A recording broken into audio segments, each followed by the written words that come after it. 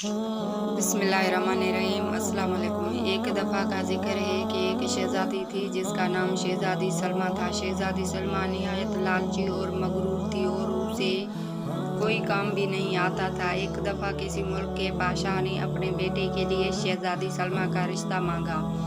शहज़ादी सलमा के वालिद ने हाँ कर दी और अगले रोज़ शहज़ादा अकबर और उसका बाप शहज़ादी को देखने आ गए। शहज़ादा अकबर बहुत खूबसूरत था। बादशाह ने शहज़ादी को बुलाया और सब कुछ बताया तो शहज़ादी ने इनकार कर दिया और कहा कि मैं इस लंबे बालों वाले शहज़ादे से शादी नहीं करूंगी। उसी वक्त शहज़ादा अकबर और उसका बाप गुस्से में आ गए और फौरन वहां से चले गए।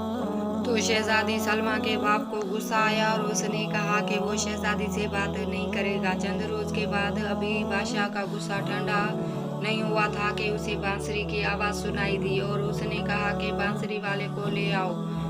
बांसुरी वाला आ गया। बांसुरी वाले को देखकर बादशाह ने शहज़ादी को आवाज़ दी। शहज़ादी सलमा आ गई। बादशाह ने कहा, मैंने सोच लिया है कि तुम्हारी शादी इस बांसुरी वाले से करूंगा। शहज़ादी परेशान हो गई। बादशाह ने एक भी ना मानी और शहज़ादी की शादी बांसुरी वाले से कर दी। बांसुरी वाला शहज़ादी को लेकर एक बाग की तरफ चला गया। वो बाग बहुत खूबसूरत था। शहज़ादी ने कहा, ये बाग किसका है? तो बांसुरी वाले ने कहा, बाग शहज़ादे अकबर का है।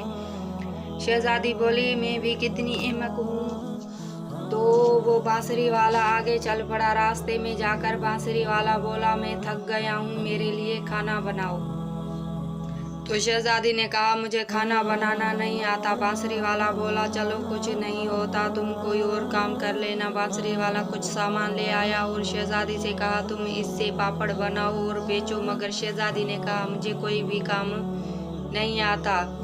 उसने कहा, मैं कुछ नहीं जानता, तुम पापड़ बनाओगी। और शहज़ादी पापड़ बनाने लग गई और उसे तलने लगी। आखिरकार उसका हाथ जल गया। बांसुरी वाला बोला, तुम किसी काम की भी नहीं हो। और बोला, तुम्हें बर्तन ला कर देता हूँ, वो बेचना। और कई दिनों तक शहज़ादी बर्तन फरोख्त करती रही। एक दिन शहज़ादी बर्तन बेच रही थी तो एक आदमी घोड़े पर आया और शहज़ादी के बर्तनों पर घोड़ा चढ़ा दिया। बर्तन टूट गए और शहज़ादी रोती हुई घर चली गई। बांसुरी वाला बोला, तुम किसी काम की नहीं हो, जाओ किसी के घर नौकरानी बनो और सब काम सीखो।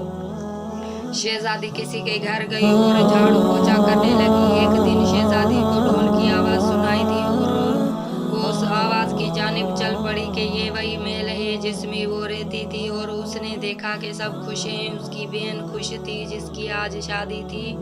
शहज़ादी रोई और बोली कि काश मैं लालच में ना आती और बड़े बालों वाले शहज़ादे को ना करती। उसी वक्त वो शहज़ादा आ गया। उसने कहा, शहज़ादी सलमा, आपने मुझे याद किया? शहज़ादी बोली, मैं अपनी गलती पर शर्मिंदा हूँ। शहज़ादा बोला, हमने आपको गलती का एहसास दिलाना था। मैं वही बांसुरी वाला हूँ जिससे तुमने शादी की थी। शहज़ादी उसी वक्त हंस पड़ी और जिस आदमी ने आपके बर्तनों पर घोड़ा चढ़ाया था वो भी मैं ही था। अब तुम अपनी गलती पे शर्मिंदा हो, मुझे बहुत खुशी हुई। फिर बादशाह बोला, अब तुम दोनों की शादी बड़े धूमधाम से होगी। और वो दोनों खुशी से रहने लगे। प्यारे बच्चों, आप सबको पता है कि लालच बुरी बला है। लालची किसी न किसी कुएं में जा गिरता है और आखिरकार नुकसान ही उठाता है।